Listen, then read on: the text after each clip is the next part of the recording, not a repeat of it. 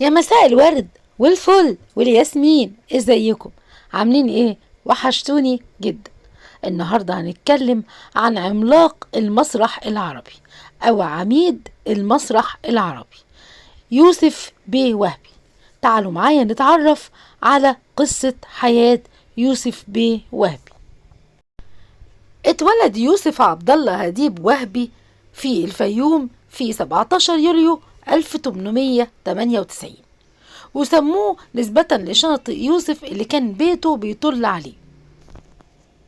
وبدأ يوسف وهبي تعليمه في كتاب العسيلي بمدينة الفيوم، وكان مسجد العسيلي ده أكبر مسجد في الفيوم في الوقت ده قبل ما يجددوه طبعا، وكان أمام كوبري الشيخ سالم بالفيوم. ويوسف وهبي اتلقى تعليمه في المدرسة السعدية بالجيزة، وبعد كده المدرسة الزراعية بمصطفى.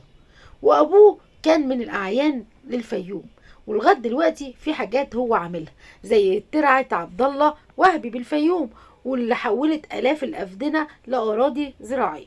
وكمان انشا مسجد عبد الله بيك، اكبر مسجد كان هناك بعد المسجد اللي كنا بنحكي عليه مسجد العسيلي. بدايه يوسف وهبي عمل مصارع في سيرك الحاج سلمان، وكان بيتدرب على يد البطل الشرق عبد الحليم المصري. ويوسف وهبي حب التمثيل جدا لما شاف فرقة الفنان اللبناني سليم القرداحي في سوهاج، وبدأ ان هو يلقي مونولوجات ويأدي تمثيل بنادي الاهلي والمدرسة. ولما ابوه عرف مسكه وطرده من البيت، قال له انت هتشتغل مشخصاتي. وقعد محمد قريم زميله يغريه ان هم يسافروا ايطاليا. وفعلا بعد الحرب العالمية الاولى راح هو وصديقه محمد قريم الى ايطاليا، واتلمذ على يد كيا أنتوني، وعاد لمصر سنة 1921 بعد ما مات والده علشان ياخد ورثه، وورث 10,000 جنيه دهب بالتساوي مع اخواته الاربعة. بعد كده انتقل للتمثيل في فرقة مسرحية لحسن فايق وعزيز عيد، وقعد فيها بفترة مؤقتة كده لأنه كان هاوي التمثيل كهواية بس مش كحرفة ياخد منها فلوس.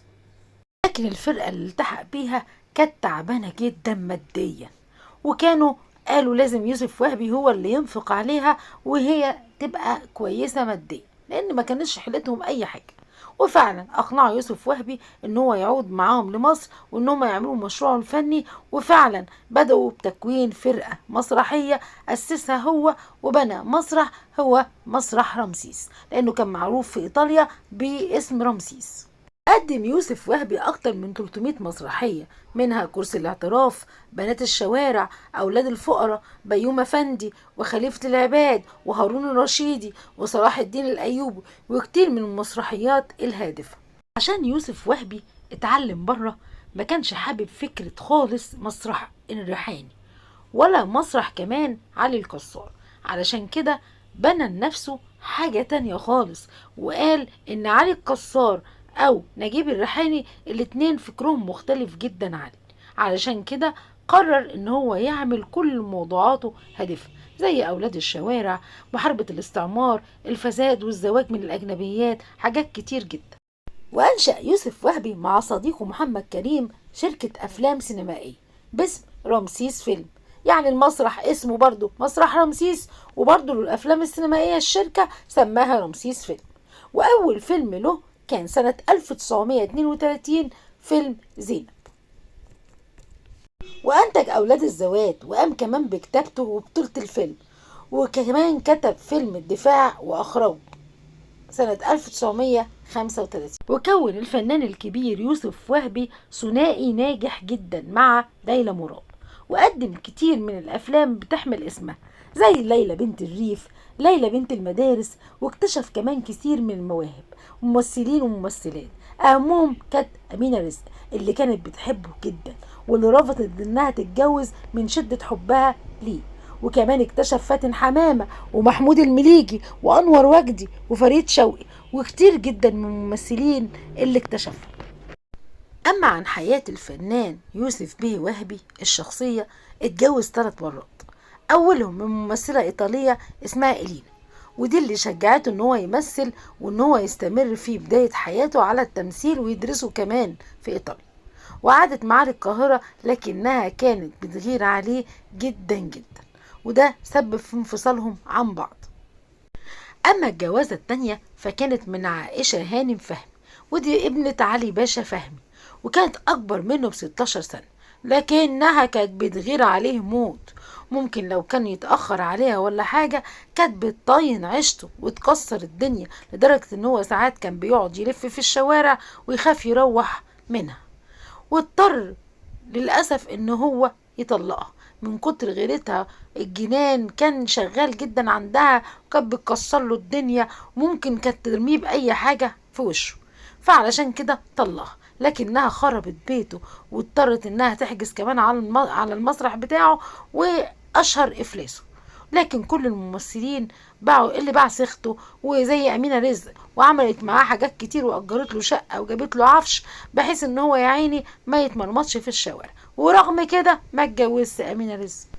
وبعد كده جت صديقه مراته التانية عائشه اللي هي سعيده منصور، ساعدته ووقفت جنبه واتجوزته.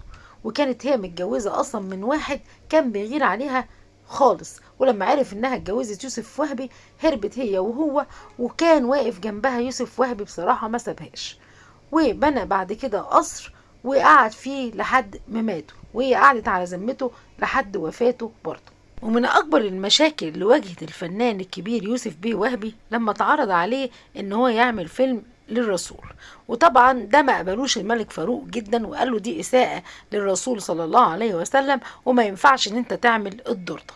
وفعلا بعت له تهديد رسمي ان هو لو عمل الدور ده هيسجنه وهدده تهديد جامد جدا.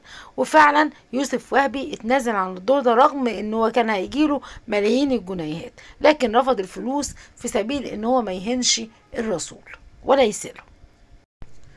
وطبعا مع نهاية الستينات انحصرت ادواره جدا، وبقى المنتجين يقلوا جدا في عروض عليه، وطبعا كان يا دوبك بيمثل شوية ادوار دور تاني، زي مثلا مع الفنانة هند رستم، مع ميرفت أمين، مع عزت العلايلي وعمر الشريف وعادل إمام، وكان كل أدواره برضو بتعلم مع الجمهور. ما ننساش طبعا في البحث عن فضيحة، وكمان لما مثل مع عمر الشريف فيلم إشاعة حب كان كل الناس بتحكي عنه. ومنحوا الملك فاروق رتبة البكوية، وكمان أخد وسام الاستحقاق من الطبقة الأولى 1960، وخد جايزة الدولة التقديرية 1970، وانتخب نقيب للممثلين في 1953، وحصل على جايزة الدولة التقديرية 1975 والدكتوراه الفخرية كمان. الفنان يوسف بيه وهبي في 17 أكتوبر 1982 بعد دخوله مستشفى المقاولين العرب أثر إصابته بكسر في الحوض نتيجة سقوطه في الحمام، وأصيب أثناء العلاج بسكتة قلبية. ودعوا كل محبينه وخصوصا ولاد بلده في الفيوم، وعملوا له جمعية أصدقاء يوسف بيه وهبي، وقدام الجمعية عملوا تمثال كبير له، وكمان في شارع هناك في بلده الفيوم متسمي باسمه يوسف بيه وهبي. رحم الله الفنان الكبير يوسف بيه وهبي. من فضلكم لو وصلتوا لنهاية الفيديو لهنا ما تنسونيش في لايك والاشتراك بالقناة، وبشكركم جدا لمتابعتكم وكومنتاتكم الجميلة.